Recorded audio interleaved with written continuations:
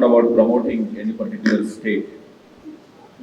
And that's why I would like to make this presentation as relevant as it could be for today's discussion.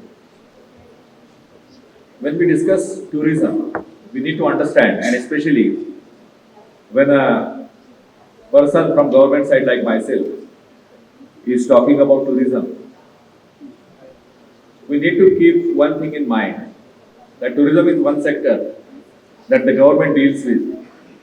Unlike any other government department, this sector is primarily driven by individuals and private agencies, not by the government.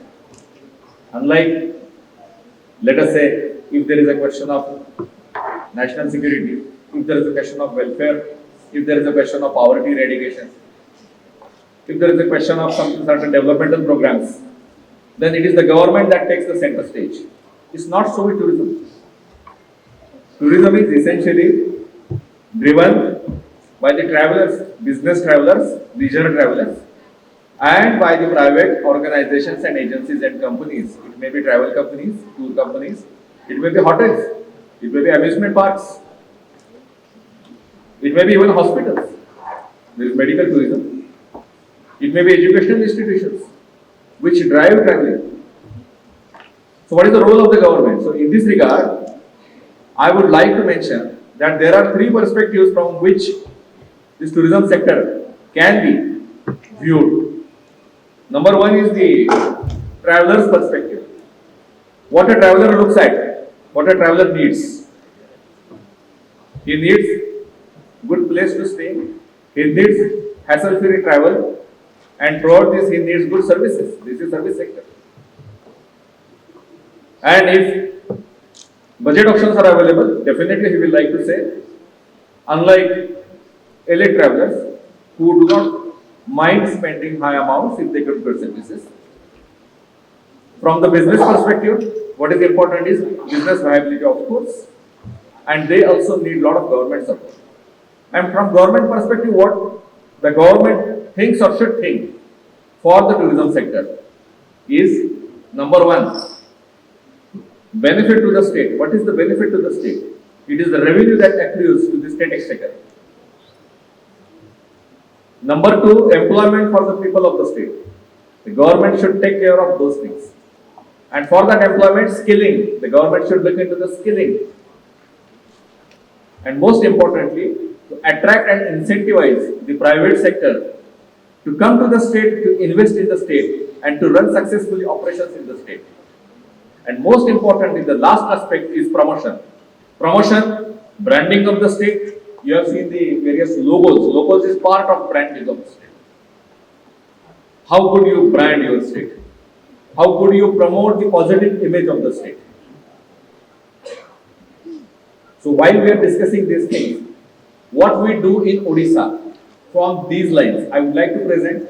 It is a learning experience, sharing from my side, and I am listening from the side of the Northeast and other states as well as the panel discussion, so that I can also get insights and learning points from Odisha. So this is a snapshot of Odisha's positive image. You all know about 15-20 years ago, Odisha was known for all the wrong reasons. Starvation deaths, devastation by super cyclones, repeated cyclones, poverty, hunger. These were the reasons for which Odisha was in news. Since last 5-6 years, the scene is definitely changed. Good governance model. Our Honorable Chief Minister, under his leadership, we have won several awards as Best Administrator.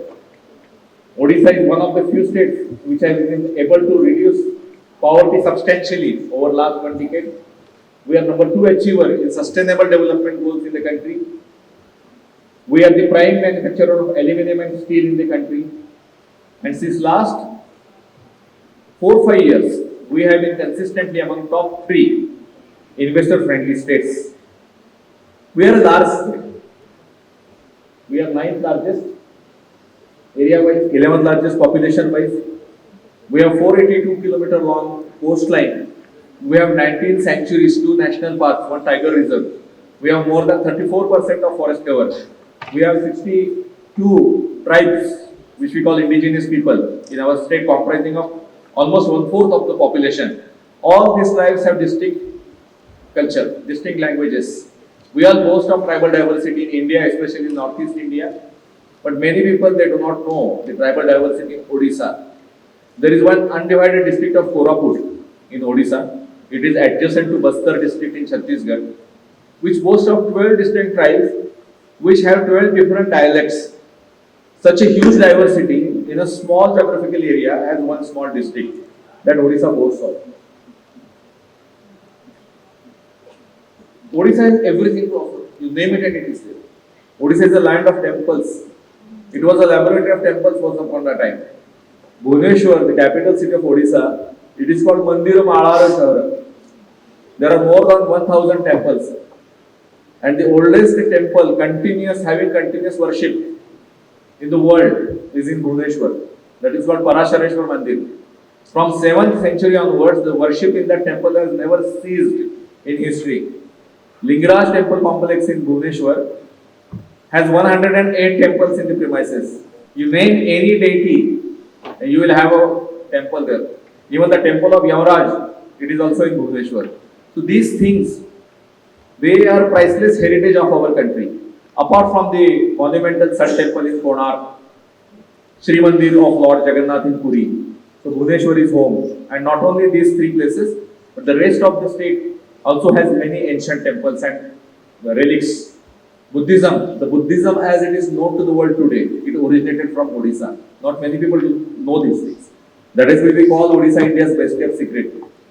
The famous war of Samrat Ashok and Kalinga, it was fought at the Battle of River Daya on the outskirts of Bhubaneswar city, that is capital of Odisha. And it is from there, from that Kalinga war, 12 years after that, Samrat Ashoka, he got converted to Buddhism and he spread his message of peace to the entire world. It started from Odisha, and the various heritage monuments, Buddhist monuments situated in Odisha, more than 200 ancient archaeological sites of Buddhists, they are discovered in Odisha.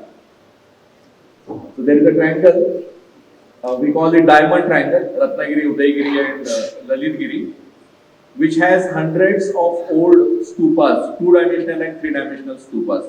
One of the most ancient stupas in the world. They are found there. We have living colonies of the traditional Buddhists in Odisha, as well as the Tibetan guests, His Holiness Dalai Lama, when he left Tibet and came to India, one of the important settlements of the Tibetan fraternity there in Odisha. It's a place called Jiran, Chandragiri. Of course, there is one stupa also built in association with the Japanese government near Bhubaneswar. It is Dhauli Shanti Stupa. So there is a footmark of Buddhist heritage. There is a footmark of ancient Indian culture, Hindu civilization in Odisha. Apart from that, we have forests and wetlands. As I have already mentioned about the sanctuaries, we are home to 2 big wetlands. One is Bhitarkanika. It is a natural extension of Sundarbans. It's not geographically contiguous, but it is part of the same ecosystem. It is hardly 147 square kilometer, but you find world's largest density of crocodiles in Chilka. It is Bhitarkanika Lake. More than 2000 crocodiles are found in this lake.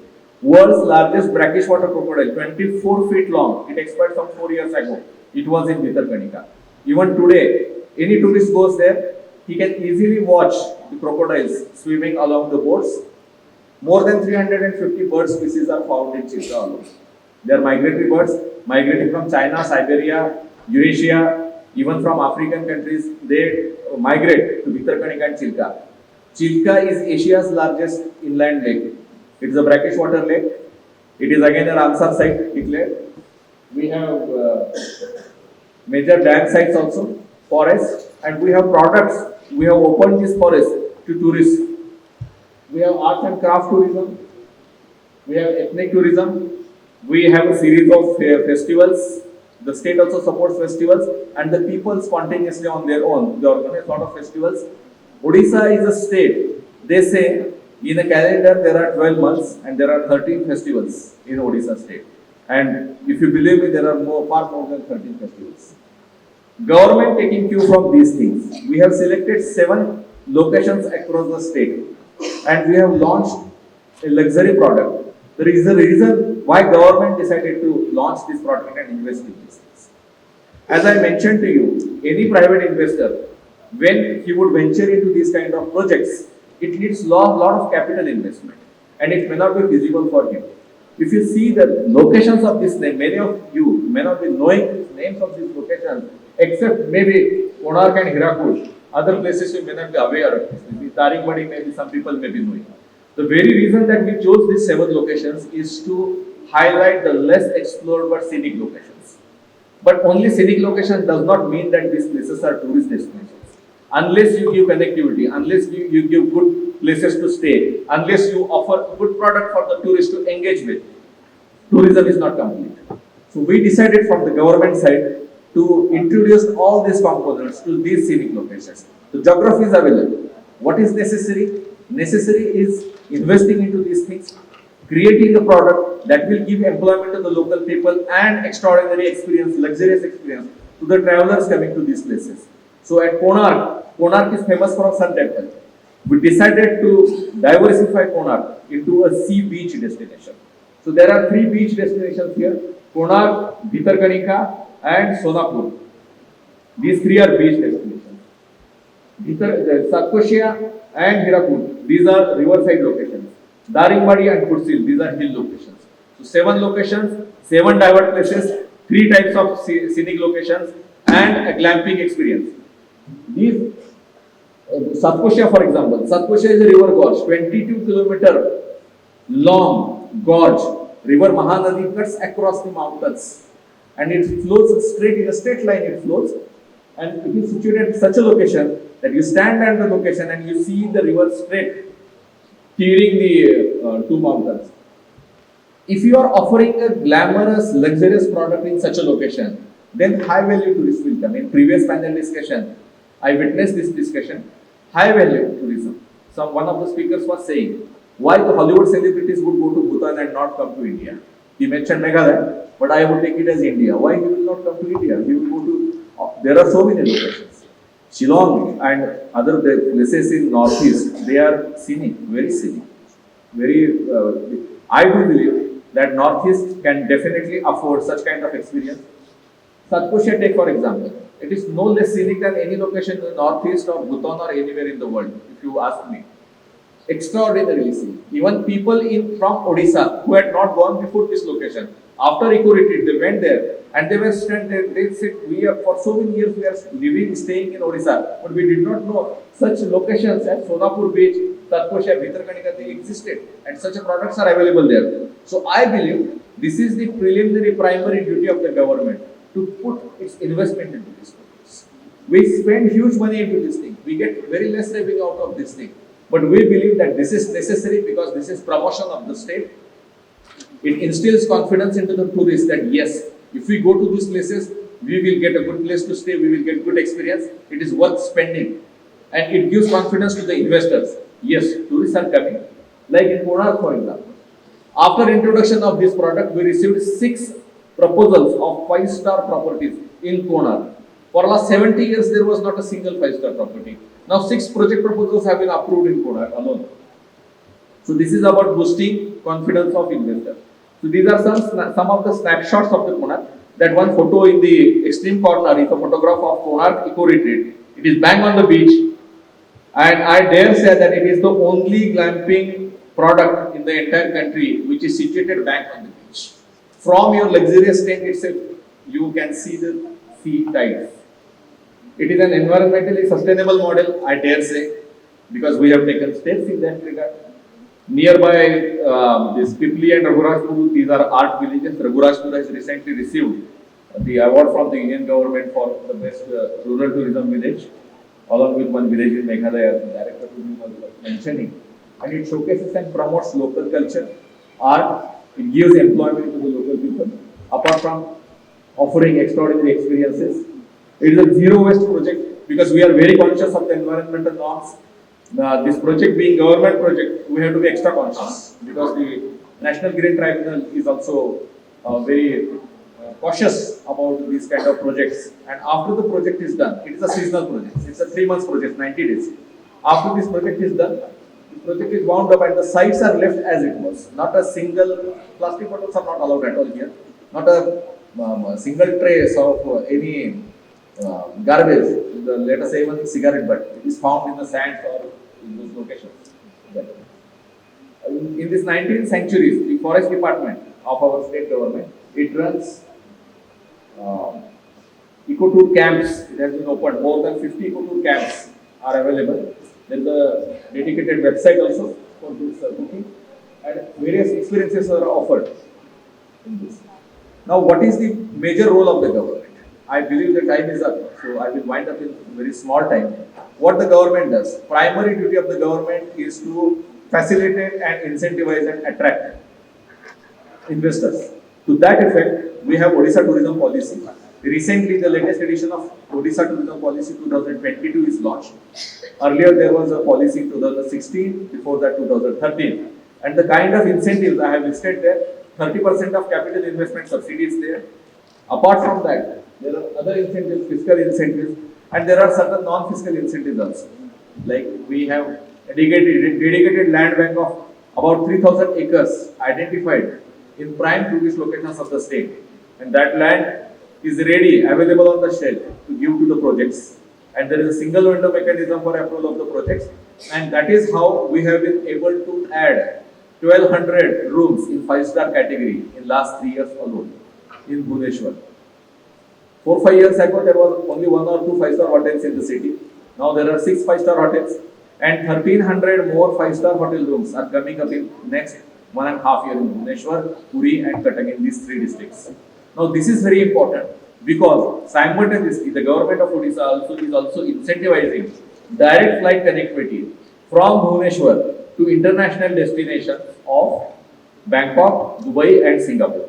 This is done with twin achievement of two-way tourism inflow as well as to connect the Odia diaspora staying in these regions. But when we are connecting directly to foreign destinations, it is also equally important that accommodation facilities in Bhubaneswar are available. Otherwise, the people will find it very cumbersome to come to Bhubaneswar and travel to these international destinations.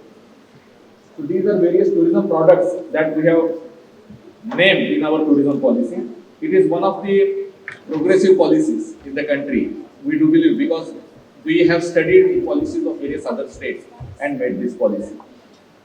These are the brands that have come up or that are coming up. We have written it on the bottom of the slide. This Wonderla is one group of amusement parks.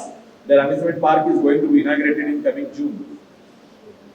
This kind of employment generation, investment of more than 6,000 crore in tourism alone and 147 tourism projects approved in single window system.